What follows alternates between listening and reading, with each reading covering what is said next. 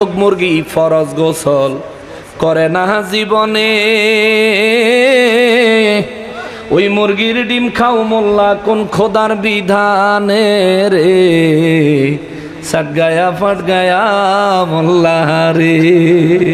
ঠিক কিনা বলে? এটা একটা প্রতিবাদী সঙ্গীত, ওই ওয়াহাবিরা কইছে আর কি। ওরে ষাঁড়ের হয় না মুসলমানি, গাভীর হয় না বিয়া, সেই গাভীর দুধ খাও মোল্লা কোন শরীয়তে দিয়া রে, সাট গায়া ফাট গায়া মোল্লা রে। ঠিক কিনা বলে? তুমি মাযহাব মানো না, এই ষাঁড়ের মুসলমানি হয় নাই, গাভীর বিয়া হয় নাই, কিন্তু এই গাভীর আর ষাঁড়ের মিলনে গাভীর বাচ্চা হইল। এই গাভীর দুধ যে তুমি মজা কইরা খাও, এটা কোন শরীয়ত দিয়া? কোরআন শরীফের কোনানো কইছে, হাদিস শরীফের কোনানো কইছে, ফয়সালাটা কেমনে বাইরিছে? তুমি মাযহাব মানো না। তোমার যদি ইলমের বহর থাকে, মোরগ মুরগির ফরজ গোসল হয় না, হে মুরগির ডিম কোন দলিল দিয়া তুমি খাইতাছো? তুমি যদি বড় মুস্তাহিদ হও, ইমামদের মত বাদ দিয়া কোরআন সুন্নাহ থেকে নিজের গবেষণা দিয়া বাইর করে দলিল দাও। যদি পারো মারহাবা, যদি না পারো মাযহাবের বিরোধিতা করবা না। বিরোধিতা করলেই প্রমাণ হবে। এতদিন কইছি ইহুদিদের দালাল, এখন বলবো তুমি পাক্কা ইহুদি। তোমার উদ্দেশ্য হইল মুসলমানের ভিতরে একটা ফিতনা লাগানো। ঠিক ঠিক, যোগ্যতা নাই কিছু না, মাঝখান দিয়ে একটা ফিতনা লাগায়া দেয়। এই জন্য মোরগ মুরগি গোসল তো করেই না। হাঁসে দেখবেন, হাঁস মিলন কইরা পুকুরের মধ্যে ডুবে ডুবে গোসল করে, ফাঁকনা লেড়ে লেড়ে গোসল করে। হুজুরে যদি কয়, হে হুজুরে যদি কয়, হুজুর একটা হাঁসের ডিম দেই, না না আমার অ্যালার্জি। হ্যাঁ অ্যালার্জি, তো হুজুর কি দিব? দেশি মুরগির ডিম থাকলে দাও বাবা। অথচ হুজুর মাযহাব মানে না। হুজুরের দিকে হুজুর তো দেশি মুরগির ডিম দেয়, এইটা কোরআন শরীফের বা হাদিস শরীফের কোন জায়গার থেকে আপনি এই দেশি মুরগির ডিম খাওয়ান আপনি হালাল মনে করলেন? একটু কম দলিল দেন। কবার জীবনে ডিমও খাইতাম না, ওয়াজও করতাম না। মুসলমান মাযহাবের ইমামেরা, ইমামে আযম এমনে এমনে হয় নাই, এমনে এমনে হয় নাই। সাহাবায়ে কেরামের জামানায় সাহাবীরা কেউ কিতাব লেখেন নাই, তবে তাদের জামানায় মাযহাব ছিল। মাযহাবের বিভিন্ন বর্ণনা পাওয়া যায় অনলাইনে। উইকিপিডিয়ায় যদি তালাশ করেন মাযহাব সম্পর্কে, সেখানে একটা তথ্য পাবেন যে পৃথিবীর জমিনে ইমামে আযমের জামানায় সাহাবায়ে কেরামের জামানা থেকে 12টা মাযহাব ছিল। কয়টা? 12টা। কয়টা? 12টা। মৌলবী আর আমগো দেশে বেদ্যফেরা কয় কি যে হ্যাঁ আগে বলে মাযহাবই আছিল না। উইকিপিডিয়ার মধ্যে অনলাইনে লিখছে। আমার যুবক ভাইরা গুগলে ট্রাই করবা, গুগলে লিখবা, গুগলে মাযহাব কি, মাযহাব সম্পর্কে জানার জন্য লিখবা উইকিপিডিয়া। বিশ্বস্ত একটা অনলাইন পোর্টাল, ওখানে গেলে তুমি পাইবা। তালাশ করে দেখো ইমামে আযমের জামানায় 12টা মাযহাব ছিল, তবু ইমামে আযম মাযহাবের খেদমত করেছেন। ওই 12 মাযহাবের মধ্যে 11 মাযহাবের কেউ কিতাব রচনা করে নাই, তালিম দিতেন, রুহানি তালিম, রুহানি তালিম, রুহানি তালিম আসতো, কলবে কলবে কাজ লাগায় দিত, কামেলে মুকাম্মেল হয়ে যাইতো, দুনিয়ার ধ্যান খেয়াল সব বাদ দিয়া আল্লাহ এবং তার রসুলের প্রেমে মজে যাইতো। জোরে কন্যা সুবহানাল্লাহ। এখন তো অলির কাছে যাইতো, এই ফকিন্নির পোলারা মানা করে। ঠিক কিনা বলেন? অলির কাছে গেলে মনে হয় হ্যাঁ গরম ভাতে ছাই পড়ে। অলির কাছে গেলে মনে হয় গরম ভাতে ছাই পড়ে। আরে ভাই, অলি আল্লাহ তারা তো দ্বীনের প্রচার প্রসার করে, দ্বীনের খেদমত করে, ইন্তেকাল করে মাজার শরীফে শুয়ে গেছে। হেগলগে তোর কি এর দুশ্মনী? শুধু হেগলগে তো দুশ্মনী করে শেষ হয় না। এই সুরায় গ্রামে একটা মানুষ মারা গেলে এই বেটার লেগে জানাজার পরে একটু দোয়া করবো, হেন গিয়া পর্যন্ত বাওয়ার ঢুকাইয়া বিরোধিতা করে। এটা মরা মানুষেরও দুশ্মন, জিন্দা মানুষেরও দুশ্মন। অরে এর লিগে আমি মাঝে মধ্যে মাথাটা নিচের দিকে দিয়া, ফাঁসাটা উপরের দিকে দিয়া, বাঁশের কঞ্চি চিনেননি? কথা কন, বাঁশের কঞ্চি, বাঁশ গাছের মধ্যে চিকন যেটা বাইরে সিবা কয় না, আপনার এলাকায় কি কয়? সিবা। বাঁশের কঞ্চি, এই সিবার মধ্যে একটা আছে একেবারে সবুজ কালার, আর একটা আছে হালকা হালকা হলুদ হয়েছে, মানে পাকছে। টনটনাটা এরকম 100 ব্যাট কাটতেন না এই মুলুবির কেল্লাটা মাথাটা নিচে দিয়া এরপরে ভাষাটার উপরে খালি কতক্ষণে 2-4 হাজার বাড়ি দিয়া তার ভাষাটারে আমরার ভত্তা বানান যাইতো। তো বুঝতো ফিতনাবাজির মজা কত আর কত দানে কত সাইল, ঠিক কিনা বলেন? মাযহাবের বিরোধিতা করে, মুসলমানের মধ্যে ফিতনা সৃষ্টি করে, আজকে ইহুদির পক্ষে সুর দিতেছো। বাংলার মুসলমান তোমাদেরকে চিনে গেছে, তোমরা পাঞ্জাবি টুপির ভিতরে জলজন্ত ইহুদি, জলজন্ত ইহুদি মুসলমান।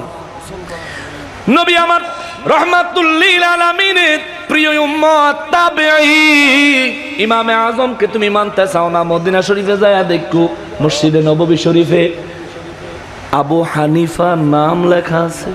সুবহানাল্লাহ, জোরে কয় না রে, আরো জোরে কর না। মসজিদে নববী শরীফে সাহাবায়ে কেরামের নাম আছে, বহু সাহাবায়ে কেরামের নাম আছে। তার মধ্যে দেখবেন আবু হানিফা, ইমাম আবু হানিফা, আবু হানিফা রহমতুল্লাহ আলাইহির নামটাও সেখানে আছে। জোরে কর না সুবহানাল্লাহ। তুমি কার বিরোধিতা করো? তোমার আক্কল আসেনি? হে মিয়া, তোমার আক্কল আসেনি? তুমি কি ভাত খাও নাকি অন্য কিছু খাও? কোন বিবেকে তুমি বললা তোমার বাপ মাযহাবি, তোমার দাদা মাযহাবি? তুমি যেই কিতাব পড়ে তুমি ফতোয়া দাও মাযহাব মানন লাগতো না? ইমাম বুখারী মাযহাবি, ইমাম মুসলিম মাযহাবি, ইমাম তিরমিজি মাযহাবি, ইমাম নাসাই মাযহাবি, ইমাম আবু দাউদ মাযহাবি। আরে সব মাযহাবি। তুমি যদি অতলা বড় পণ্ডিত হও তাহলে আমি বলবো এই মাযহাবি ইমামগুলো লেখা হাদিসের কিতাব বাদ দিয়া তুই ফকির নির্ভূতে নবীর সাহাবীদের থেকে একটা হাদিস কালেকশন করছ, এটা দলিল দেখাইতে না পারলে লম্বা লম্বা কথা কবি না। বাংলার জমিনে ফিতনাবাজ ইহুদি দালালদেরটাই হবে না, ঠিক কিনা বলেন? মাযহাবি ইমামদের কিতাব পড়া এটার থেকে দলিল দেয়। কয়দিন আগে আমার একজন ফোন করে কইছিল, হুজুর এই ঈদ মিলাদুন নবী আপনারা যেমন পালন করেন এটা তো বেদাত। এটা কি বেদাত? আমি বললাম ভাই এই যে বেদাত শব্দটা আপনি কই পাইছেন? বিদআত এই শব্দটা আপনি কোথায় পাইছেন? কেন হুজুর অনেক কিতাব হইতে আছে। আমি আপনি কি আলেম নেই? কয় জি। আমি কই আলেম হলে বলেন না কোন কিতাবে পাইছেন? কয় হুজুর আকাইদে নসফির ভিতরে পাইছি। কোথায়? আকাইদে নসফি, এটা আকীদার বড় একটা কিতাব। তো আমি কইলাম ভাই আকাইদে নসফির ভিতরে আপনি বেদাত শব্দ পাইছেন? কয় জি। আমি বললাম ভাই এই আকাইদে নসফি কিতাব নবীর জামানায় ছিল? সাহাবায়ে কেরামের জামানায় ছিল? কয় না। আমি কই আকাইদে নসফি কিতাবটা হইতো বেদাত। আপনি বেদাতের ভিত্তিতে বেদাত বার করছেন, মিলাদুন নবীর বিরুদ্ধে ফতোয়া দিতেন, আপনি দি বলত বেচারা লাজবাব হয়ে গেছে। আমি বললাম মিলাদুন নবী বেদাত, আকাইদে নসফে দিয়া বেদাতের ফতোয়া দিবেন পরে, আকাইদে নসফি বেদাত না, আগে এটা প্রমাণ করেন, এরপরে আপনি বেদাতের ফতোয়া দিলে মানবো। আপনি বেদাত কিতাবের ভিত্তিতে মিলাদুন নবীর বেদাত এই ফতুয়া বাইর করে দিবেন, আপনার ফতুয়া মানে কেডা, ঠিক কিনা বলে? মুসলমান শুধু শুধু ফিতনাবাজি করে, শুধু শুধু ফিতনাবাজি করে। আমাদের মধ্যে যারা প্রতিবাদ করে, এই সমস্ত ফিতনাবাজদের প্রতিবাদ করে, আমরা তাদের সাহায্যে সবসময় সোচ্চার থাকা দরকার। এটা আমাদের ঈমানি দায়িত্ব। প্রত্যেকে নিজের জায়গা থেকে সোচ্চার থাকবে। মুসলমানেরা রে, আমার পেয়ারা নবীর উম্মতেরা রে, বলতেছিলাম অনেক লম্বা একটা বিষয় দিছে, এবার 8 দিনের ওয়াজ দিছে একসাথে আমাদের। এত ওয়াজ কত কেমনে করে একজনের মানুষে? 3 জনের 3টা দিতে, একজনের দিত মাযহাব কি? প্রথম পাইছি তো আপনাকে প্রথম পাইছি, আপনি ঠান্ডা মাথা করেন, কোন যারা ফানা ফানা হয়ে যেতেছে। আপনাদের কষ্ট হচ্ছে বাবা? আচ্ছা, আল্লাহ কবুল করুক, জোরে বলেন আমিন। ইমামে আজম কোন সমস্যায় পড়লে কোরআন শরীফে ফয়সালা খুঁজতেন, হাদিস শরীফে ফয়সালা খুঁজতেন, না পাইলে মজলিসের মধ্যে প্রশ্নটা উঠাইতেন। উঠানোর পরে ইমামে আজমের কত সুন্দর সিস্টেম ছিল, সবার কাছ থেকে বক্তব্য শুনতেন, সবাই বক্তব্য দিতেন। সবার বক্তব্য দেওয়া শেষ হইলে ইমামে আজম নিজে সবার বক্তব্যের আলোকে এবং নিজের গভীর গবেষণার থেকে তিনি একটা ফয়সালা দিতেন, সবাই গ্রহণ করতেন, ওইটা লিখে রাখতেন ফিকহুল আকবারে। জোরে কর্ণ সুবহানাল্লাহ। কত সুন্দর ফয়সালা, 20,000 মাসালার ফয়সালা যে সেই জামানায় করে দিয়ে গেছে 80 হিজরিতে। 80 হিজরি আজকের থেকে প্রায় 1400 বছর আগে। এখন 1400 কত? 45 না 46? 45, 1445 সাল। তাহলে এই 1365 বছর আগে, সুবহানাল্লাহ করনা, 1365 বছর আগে যে ব্যক্তি গবেষণা করলো কোরআন হাদিস নিয়ে, ওই ব্যক্তির গবেষণার কোনো দাম নাই। তোমার ইহুদির দালাল, লাল রুমালওয়ালা, গুমটাওয়ালা, এই হুজুরের দাম তোমার ওই ইমামের থেকে বেশি। ভাই তোমার আকলে গুনে ধরছে, গুনে গুনে, ঠিক কিনা বলেন?